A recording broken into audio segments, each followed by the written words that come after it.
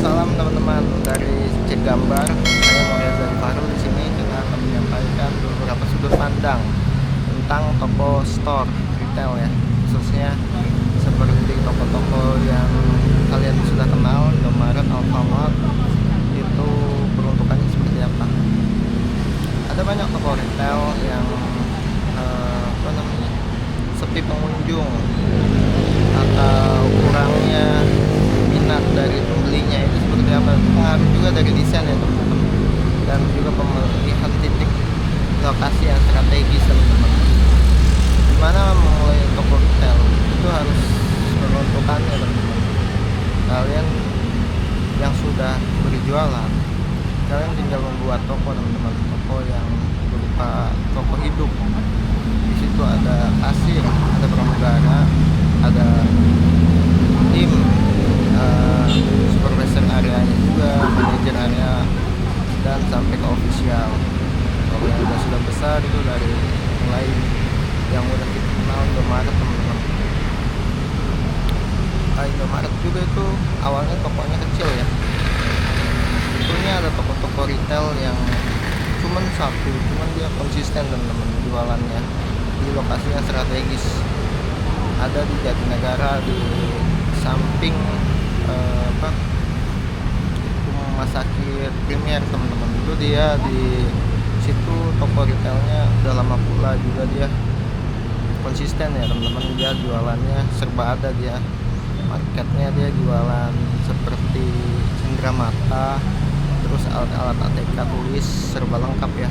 Ada yang 8 garis, terus ada plastik transparan juga dia juga punya. Ada dia jual buah-buahan dan daging ikan juga ada dia jual di bagian bawahnya. Itu toko juga sangat konsisten menurut saya. Dia buka sampai saat ini masih aktif. Masalah dia itu promo-promo, saya rasa enggak juga, karena dia emang bagian tokonya itu terhubung langsung ke street ya. Di situ ada jalur busway juga, terus ada orang lalu lalang ya teman-teman. Pedestriannya bagus, jadi trafficnya dari situ banyak juga. Dia sewain tempat, sewa teras kayak gitu teman-teman.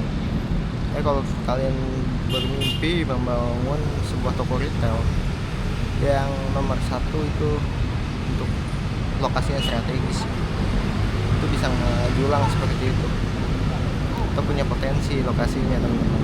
Selain teman-teman mau berjualan yang orang lain nggak kenal, kalian mau jualan apa? Saya rasa selain desain yang efektif, kalau untuk toko itu diutamakan fasad yang menarik teman-teman.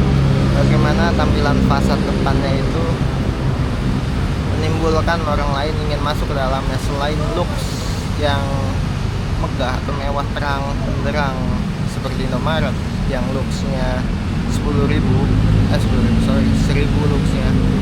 Kalau head Alpha, dan dia kalau dia sendiri berdiri dia 900 looksnya.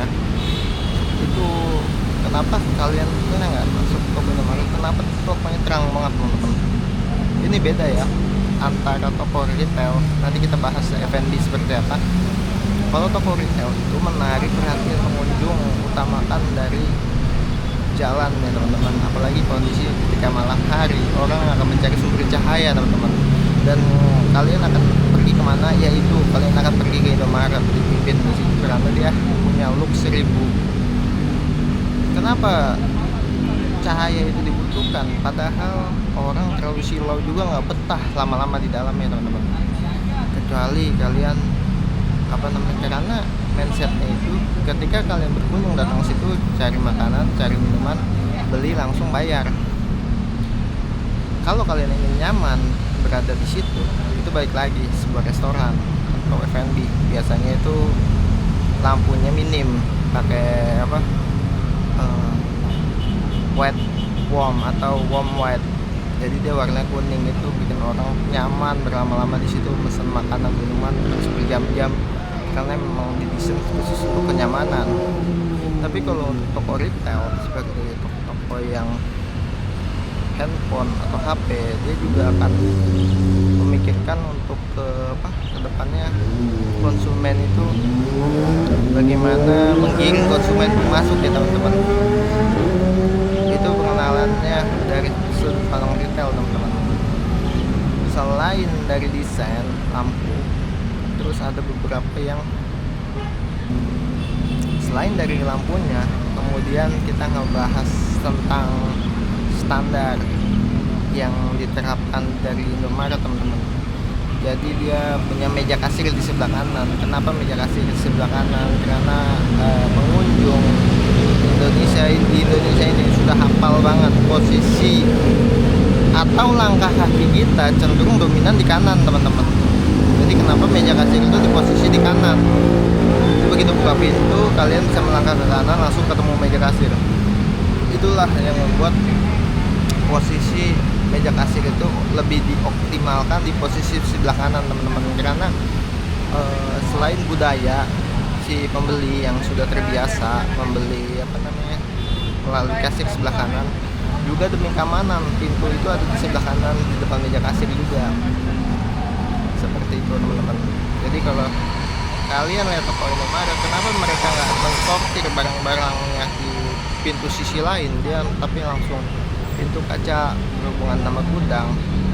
Karena itu lebih mengefektifkan fungsi dari CCTV mereka teman-teman. Tidak perlu banyak menaruh atau memasang posisi CCTV yang terlalu banyak kalau mereka bikin lagi koridor di kanan buat akses ke gudang. Mereka memang senang ganggu barang-barang listnya di depan, tapi ini adalah bagian dari secara efektivitas mereka yang mereka terapkan di dalam standar mereka sendiri teman-teman. Terus dari desain mereka tuh berubah-ubah teman-teman. Dari tahun 2007 pertama kali saya belum masuk di Indomaret ya, saya kan tahu Indomaret dari bocil teman-teman.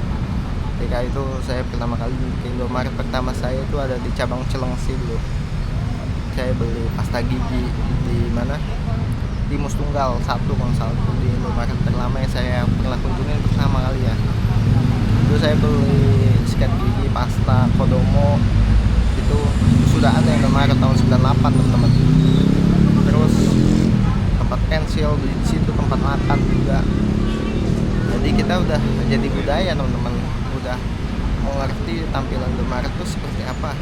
Dari 20 tahun yang lalu juga udah seperti itu. Terus tentang BOT-nya, dari nol bangunan Indomaret mereka berubah standar dari kolom T yang di depan tampak kolom tengah di bagian toko. Mereka memunculkan standar baru di tahun 2012 dengan kolom tengah, dengan tidak ada kolom T lagi di depan yang untuk penumpang Shopee-Shopee-nya. Mereka membuat dak di area depan itu seperti untuk menaruh fungsi telesindo, terus menara radio mereka. Sekarang udah nggak pakai radio lagi, antena radio ya Indomaret ya. Dulu pasti pakai teman-teman tahun 2012an. Sekarang udah nggak ada. Terus dia juga fungsinya untuk naruh outdoor AC di dak gitu teman-teman. Terus taruh parabola 2 kan. Nah, itu dari segi desain eksterior yang mereka fungsikan. Yang tadinya mereka naruh outdoor AC di belakang lisplang, mereka beralih fungsi ke dak untuk standar BOT mereka tuh. Kalau toko dari 0 tanda kosong tuh. Nah, kita lihat lagi dari segi kalian mau bikin toko seperti Indomaret itu, kalian harus mencontoh betul ya. Kadang saya lihat mirip-mirip doang, tapi nggak mencontoh super powernya. Kenapa dia bisa bikin toko seramai itu? Kalian cuma tahu Indomaret seperti apa, malah mengikuti lisplang yang merah biru kuning itu. Terus isinya juga semeraut. Saya pernah lihat toko-toko yang meniru-niru Indomaret atau Alfamart. Tapi nggak apa-apa teman-teman, juga belajar. Kalian bisa bikin brand sesuka warna kalian, cuman menerapkan standar desain yang kalian suka ke dalam toko retail yang kalian punya, itu juga sudah bagus teman-teman.